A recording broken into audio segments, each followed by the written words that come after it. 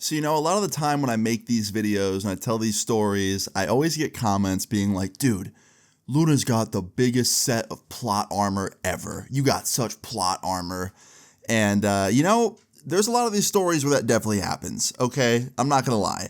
There is also a lot where I don't have plot armor. I can't control the complete, 100% outcome of how screwed or unscrewed I am, in these situations. Well, I guess sometimes I could control it because, if I get myself into the situation, it's my fault. But anyway, that's besides the point. Today's story time is definitely one of them stories where I'll probably be getting comments being like, dude, the plot armor is insane. So today's story time all takes place back in the year 2015. At this point, I was a teenager. I was chilling with my friends every day pretty much. After school, or just if we skipped school, we'd hang out. And around this time, I'd say life was pretty good. My YouTube channel was definitely starting to take off. I had a pretty solid group of friends around. I was nearing, being done with school, so that was cool. And I was just kind of like having a good life, right? And yeah, this all starts off like any other normal day back then. I woke up pretty late in the day. It was a weekend, so everybody was off school that I was friends with, and I didn't have school that day. So I got up out of bed, slowly just kind of started my morning, took a shower, ate some breakfast with my family, and my mom asked me while I was at the table, she was like, do you have any plans today? You want to hang out with anybody? And I was like, no, I don't have anything going on. I'm just kind of hanging out here. And as I said that, I got a text message from my friend. My friend Jeremy texted me. And it essentially said something along the lines of like, yo, me, Eric, Jason, Josh, we're all going to the mall. You're welcome to join us. Just invited me out to the mall with them. And I wanted to do that. So I was like, wait, actually, my friends just invited me to the mall today. And my mom's like, okay, which friends? And I told her. And she's like, yeah, that's fine. You can go hang out with them. Just let me know what time you're leaving, and I'll let you know when you have to be back. And I was like, all right, cool, sounds good. Now, around this time, I was kind of like on thin ice with my mom. Usually, if I went somewhere with my friends, she was pretty cool with it and didn't give me like a curfew. Unless it was like a weekday, of course. But usually on the weekends, everything was fine. But on this weekend in specific, I had to have a curfew because I had like just gotten off getting grounded for like some other shit.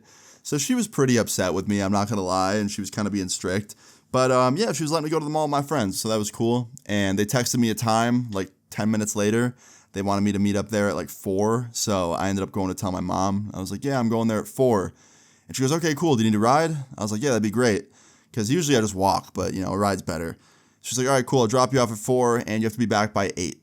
I'm like, all right, fair. So yeah, I got in the car with her.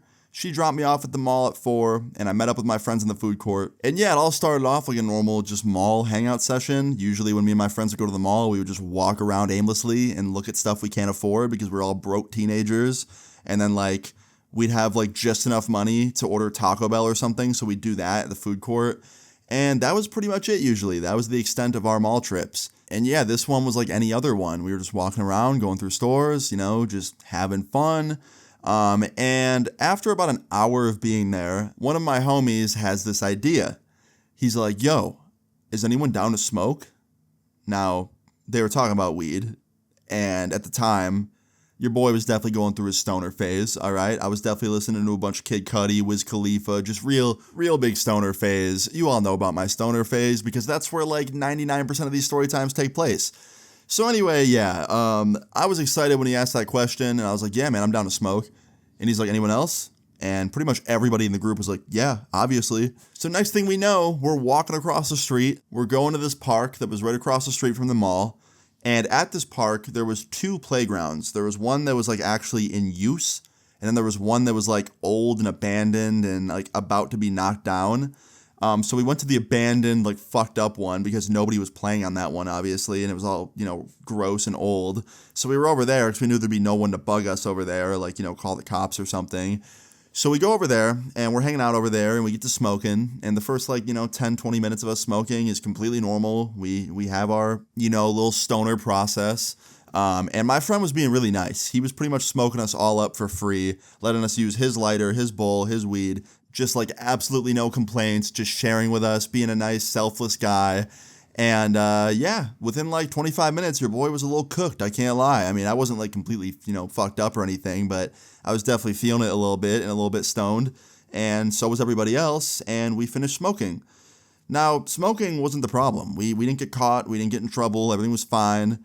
It was after we got done smoking, and we were all a little bit toasted, where things started to go wrong, okay? So after we got done smoking, my friend put his bowl and his stuff back in his backpack, and we're all hanging out on this playground, this abandoned playground, just like talking shit. We're talking about people that we know from school, and we're talking about like video games, just being teenagers, right?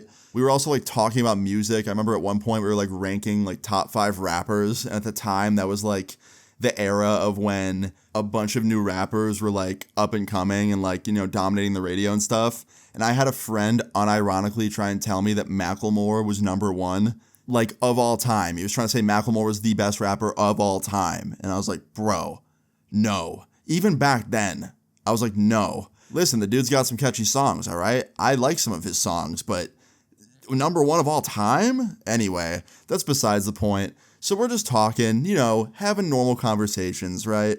And all of a sudden, I see this man in the distance. There was this like trail that ran along the whole park and like on the outskirts of the park and stuff and went into the woods. And nobody ever really rode their bike on this trail. People would mainly like walk or run it. So yeah, I saw this guy walking it. He looked like he was wearing some like athletic clothing, you know, just like chilling. And he looked like a normal guy. He looked like just, you know, some late 30s, early 40s dude just going for a walk.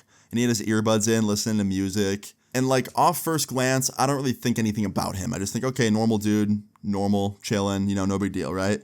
And then like 5 minutes later, as he starts getting a little bit closer to us and like he's like, you know, just walking by us, I can see that he's stressed out about something, like visibly stressed. And it looks like he's on the phone with somebody. He's like yelling to nobody, but he's like got his earbuds in. So I think he's on the phone, right? Talking through his earbuds. And one of my friends sees this and he goes, dude, that dude looks like he needs a blunt. He looks angry. And he's just making a joke, right? And I was like, yeah, I know. Looks like he's having a bad time.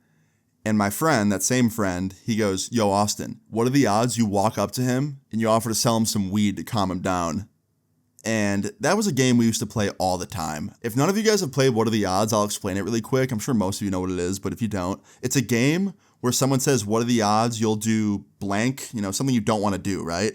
And you just have to pick a number between, you know, 1 and whatever number. And the higher the number is, the more you don't want to do it, right? So I said 1 in 100. Because, you know, the odds of my friend guessing the number in my head of, you know, 1 in 100 is pretty crazy. So I was like, yeah, he won't get that. So I'm like, yeah, 1 in 100. And my friend goes, okay, 3, 2. And at the same time, we both say 73. And immediately I'm like, fuck. And all my friends are like, yo. And they're all fucking, you know, just being dicks. And I'm like, fine, fuck it. I'm going to go do it. And I get up and I start walking up to this guy on the bike trail, just embarrassed because I have to go up to him and be like, hey, sir, you want some weed? You look pretty stressed. Like, I don't want to do that to this random guy. He looks stressed enough as it is. Last thing he needs is some fucking teenager walking up to him, just pissing him off even more. So I walk up to him and he takes one of his earbuds out and he goes, can I help you? And I was like, hey, sir, you look stressed. You want to buy some weed? And he goes, what? And I go, yeah, you look stressed. And he goes, yeah, I look stressed? You want to sell me some pot? And he's looking kind of mad now. And now I'm feeling a little bit, you know, scared because he looks really, really mad, even more mad than before. And he goes, let's see the weed. Let's see it. I'll buy some. Yeah, I am stressed. You're right. And he's like sounding real like sarcastic about it. He doesn't sound like he actually wants to buy some weed. He sounds angry and like he, you know, is tired of my shit. So I just tell him, I'm like, oh, I'm sorry. Like, have a good day. I'll leave you alone. And he goes, no. Show me the weed. I want to buy some. I'm serious. I got my money right here. And he like points to his wallet in his pocket. And I'm like, are you serious? Like, I was just kidding. And he goes, no, I'm serious. Show me the weed. I want to buy some. How much you got? And I was like, hold on. It's not mine. So I walk away and I go back up to my friends. And I was like, guys, he wants to buy some, I think. But I can't tell because he's really mad. So I don't really know what's going on here. And my friend, the one that had the weed, he's like, are you serious? He wants to actually buy some? I was like, I don't know. And right after I say that, I hear footsteps approaching behind me, and I turn around, and it's this guy. He's coming up to me and my friends. And he goes, who's got the weed? Like, I'm trying to buy some. And he's still sounding like real sarcastic and real like annoyed with us, right? And my friend, the one that had the weed, goes, I mean, I got you if you're serious. And this guy goes, I am serious. Like, let's see it. So my friend proceeds to open his backpack and pull out this weed, and it was not a lot. It was like $8 worth. It was like $20. He pulls it out, and he shows the guy, and the guy goes, can I see it? And my friend goes, sure. And he hands him the bag. And as soon as he hands him the bag, this dude puts it in his back pocket and goes, you guys are real stupid. You know that? All of you. You should be ashamed. And we're all just kind of like, huh? Now, keep in mind, I didn't want to be talking to this guy, period. All right? I don't like talking to people when I'm stoned at all. But talking to an adult when I'm a teenager, stoned, that's just a recipe for disaster. Like, usually I was avoiding these people like the plague. But this whole what are the odds game fucked us. So anyway, after this guy says we should all be ashamed, my buddy, not the one who gave him the weed, goes, why should we be ashamed? And he goes, because you just gave weed to an officer of the law. And he takes out his badge and shows us. And now I'm sitting there like, oh, okay, we're all about to go to fucking jail right now. And we're all just like looking terrified. And he goes, yeah, real smart, guys. Can I see some ID, everybody? Like, how old are you guys? And we didn't have IDs. We had school IDs, but it didn't really say much. So yeah, we gave him our school IDs and we told him how old we were. Pretty much all of us were 16. We had one friend who was 17, but we were all under 18. And he goes, listen, I have more important things to be doing than whatever this is right here. So I'm going to tell you something, and I want you all to hear me loud and clear, and I want you to follow my instructions. They're real simple.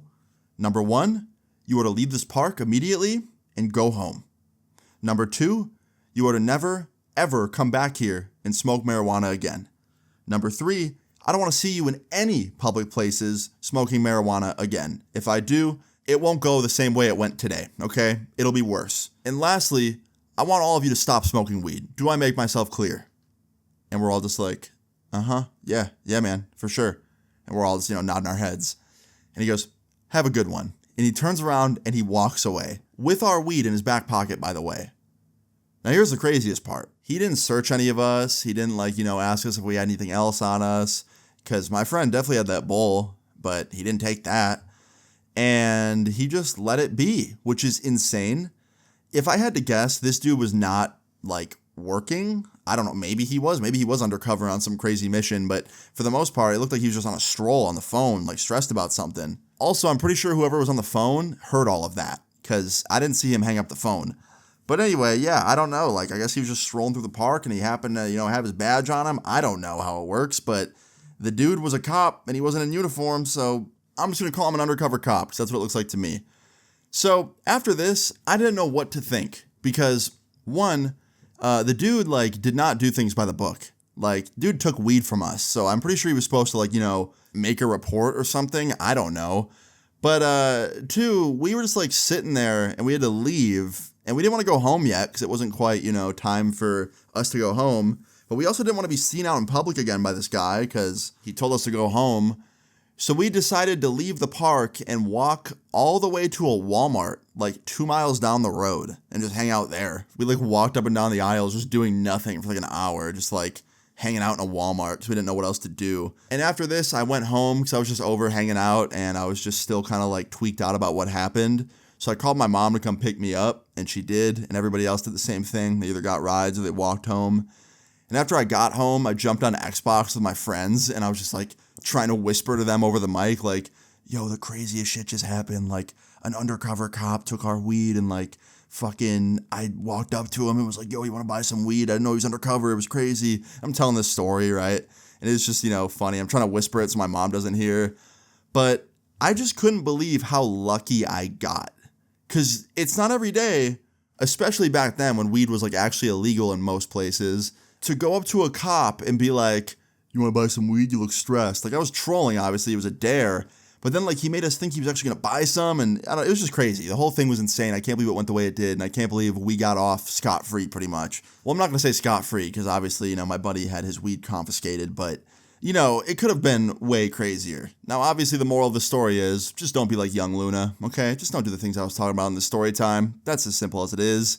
And yeah, that is the story of how I thought we were about to sell weed to an undercover cop, and how he tricked us very, very hard. I'm going to be honest, I think he went home and smoked that shit. Bro was stressed. I'm just kidding, he probably didn't. But yeah, guys, that's the end of the story time. If you enjoyed it, please leave a like on the video. I would really appreciate it. Feel free to leave your story times in the comments down below. And subscribe if you're new. I will see you all later. I be fully loaded, I be whipping foreign cars. always stay devoted, mama knew I'd be a star. Now I'm steady flowing, feeling like I'm high as Mars. I'ma keep on going, I'ma always raise the bar. Told me I cannot do it, look